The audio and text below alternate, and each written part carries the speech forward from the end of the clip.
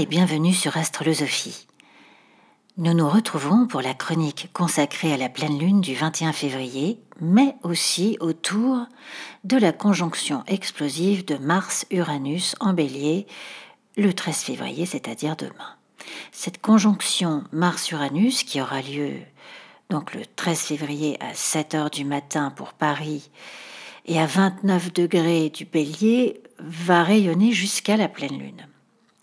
Cela vaut la peine d'être noté parce que c'est le dernier passage d'Uranus en Bélier avant 2095 et qu'il soit accentué ou souligné par la présence de Mars pendant une dizaine de jours lui offre un feu d'artifice d'adieu absolument digne de lui.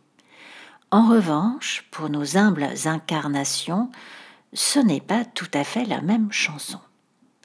On va recevoir une énergie ultra dynamique et puissante que l'on tentera dans le meilleur des cas de contrôler pour faire valider nos ambitions, nos projets, et dans le moins bon, cela se traduira par des explosions d'agressivité, de colère et de frustration. C'est imprévisible car à ce stade, n'importe quoi peut provoquer notre irascibilité. Un rendez-vous annulé ou déplacé à la dernière minute, quelqu'un qui est simplement en désaccord avec nous ou émet un veto à notre projet du moment.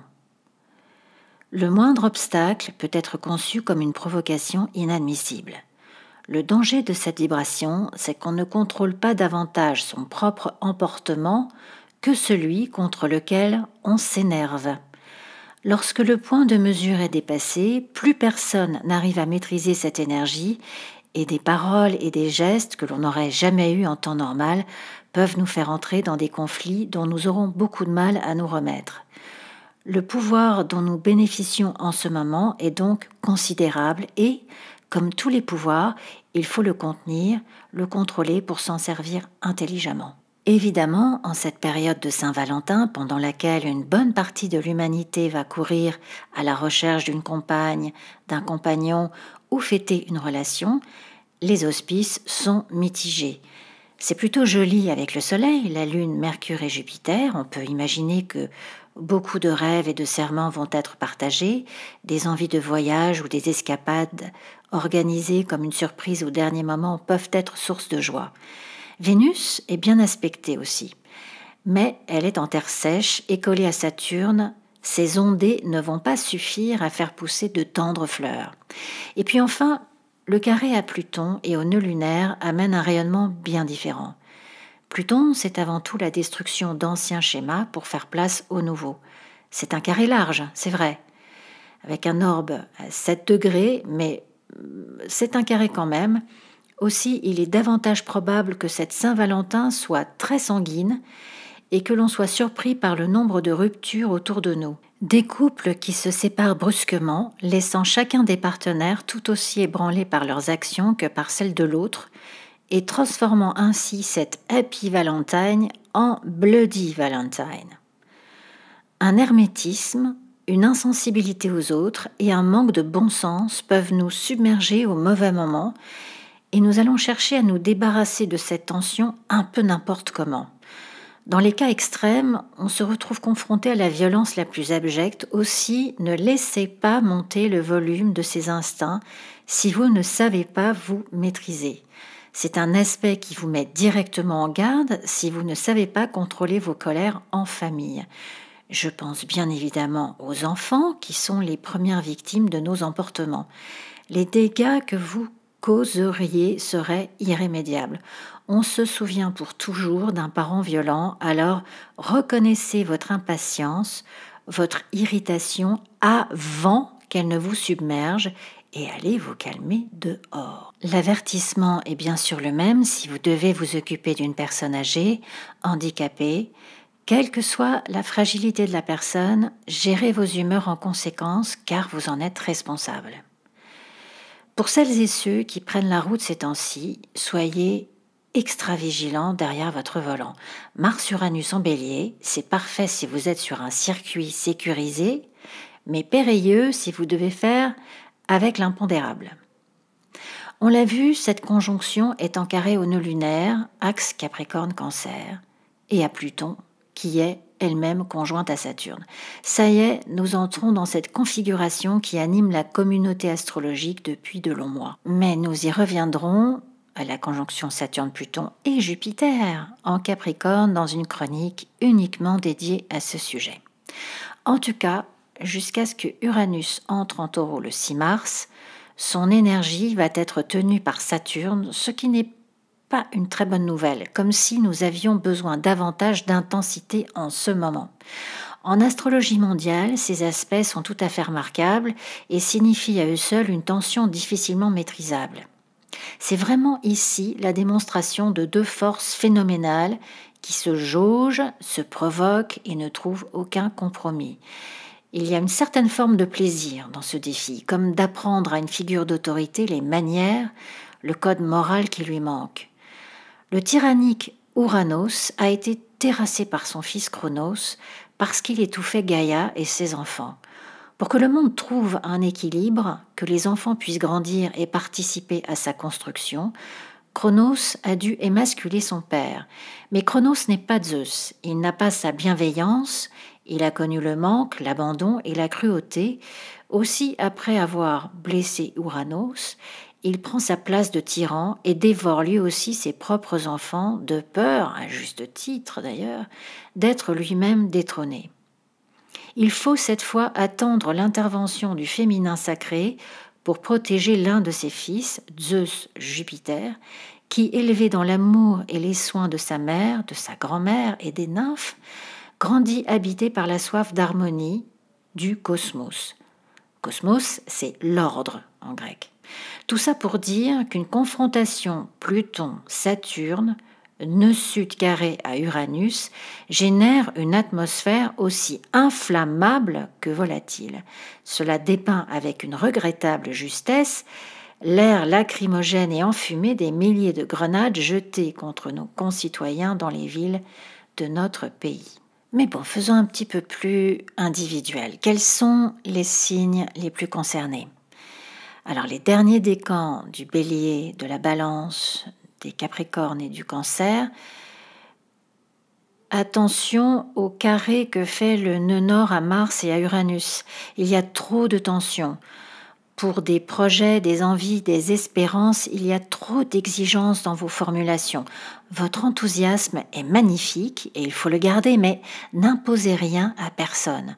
Vous risquez d'essuyer des refus cryogéniques à vos desiderata, surtout si les autres se sentent manipulés par vos arguments. Même chose pour les taureaux, lions, scorpions et verseaux du tout premier décan. En tempérant votre impatience, cette énergie peut vous amener très très loin. S'il s'agit de voyages, d'expansion professionnelle, de développement personnel, de nouvelles philosophies en concorde avec les autres, vous êtes sur une longueur d'onde intelligente, amicale et les bras s'ouvrent à vos propositions. Cela forme tout de même un admirable petit trigone avec le soleil en apex dans le signe du Verseau. Mars est chez lui en Bélier et Jupiter l'est également en Sagittaire. Aussi ce trigone, tenu par le sextile du soleil en Verseau, promet une soif d'aventure, de renouveau et d'audace récompensée. Dans tous les cas, ce 14 février, ça discute et partage beaucoup. On a envie de donner, de gravir des montagnes, de s'écrire des mails plutôt que des textos, d'exprimer la profondeur de ses sentiments. Maintenant, plusieurs autres choses. Alors, j'ai pas évoqué la lune qui monte et qui sera pleine le 19 février. Elle est un peu chahutée par le soleil et Mercure pour la Saint-Valentin, mais comme le soleil, elle aussi est en apex d'un petit trigone entre le nœud nord et Chiron. Qu'est-ce que ça veut dire ? En taureau et en sextile au poisson et au cancer pour la Saint-Valentin, elle devient hyper nourrissante, attentive, maternelle. Elle soigne, elle apaise, elle conseille et apprend comment prendre soin de soi. Quelle douceur! Et surtout, quelle vibration contraire à toute cette agressivité. C'est elle qui va contrebalancer et nous protéger dans cette configuration chaotique. Regardez le trigone qu'elle envoie sur Pluton et le nœud sud en Capricorne. C'est tout à fait admirable, comme tout est toujours en équilibre tout autour de nous. Et comme il suffit de le reconnaître et d'en prendre conscience pour être subjugué par autant de bon sens finalement. La veille de la pleine lune, le 18 février, Chiron quitte le signe des Poissons pour entrer dans le signe du Bélier, dans lequel il va rester jusqu'en 2027.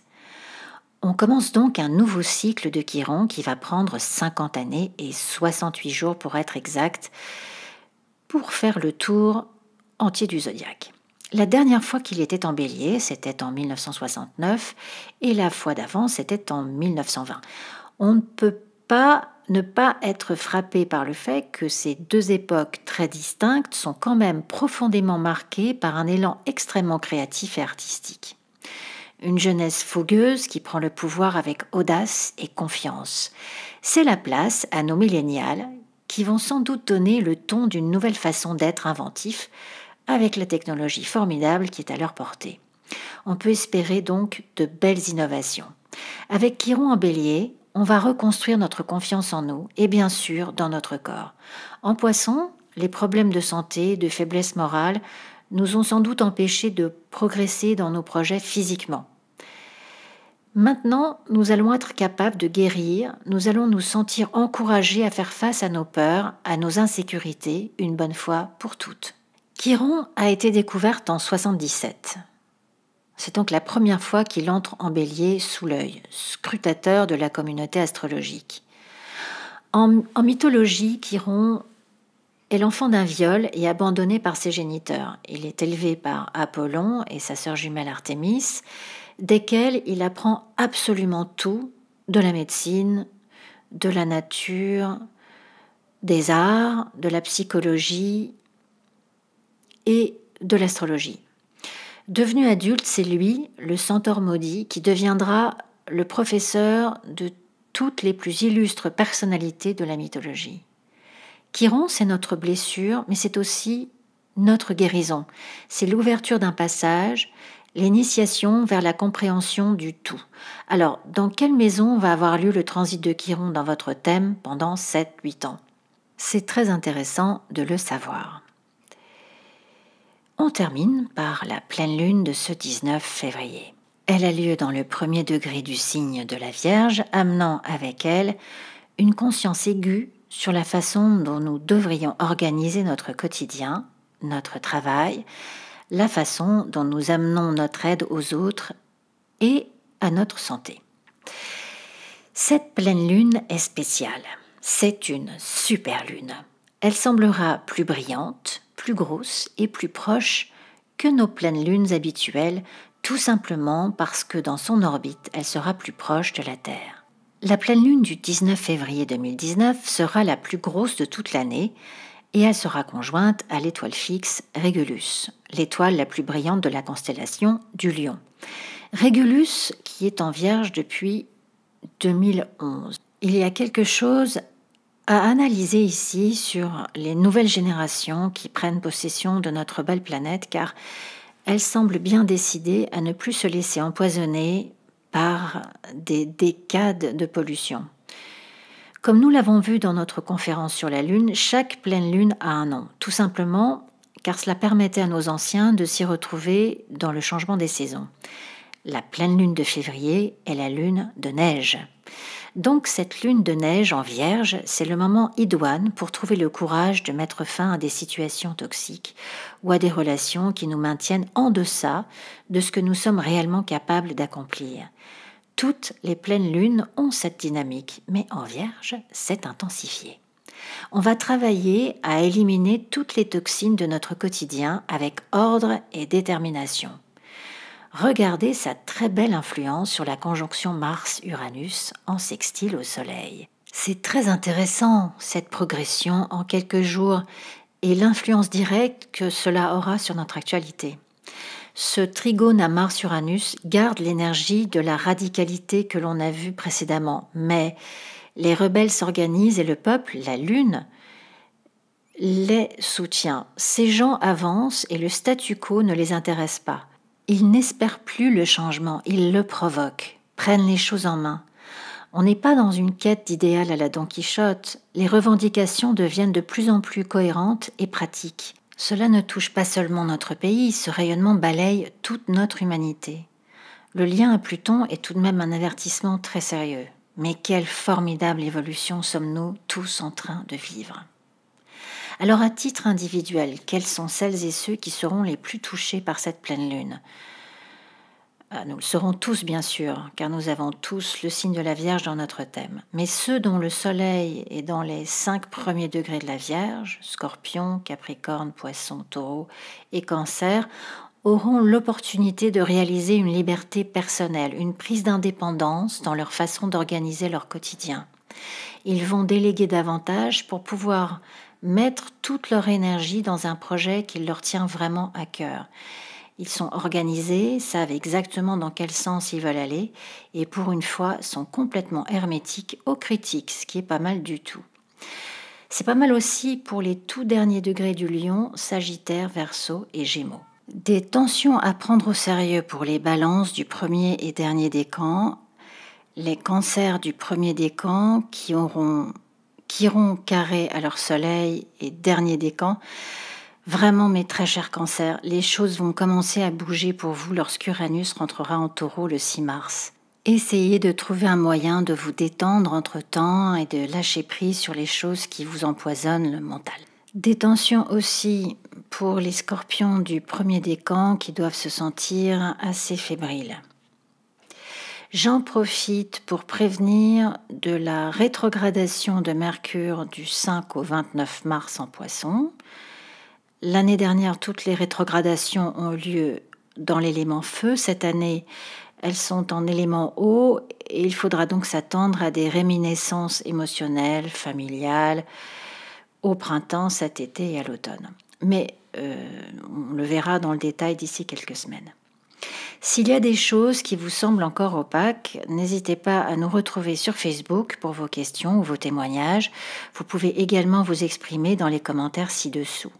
Les témoignages apportent à tous une meilleure compréhension de nos propres expériences. Nous sommes très heureuses de voir notre petite communauté grandir de jour en jour et vous remercions de tout notre cœur de nous y rejoindre. L'essentiel, c'est que nous puissions partager tous ensemble cette passion pour une astrologie proactive et respectueuse de nos choix, quels qu'ils soient. Cette chronique est à présent terminée. Nous vous souhaitons une magnifique lune de neige et à bientôt sur Astrolosophie.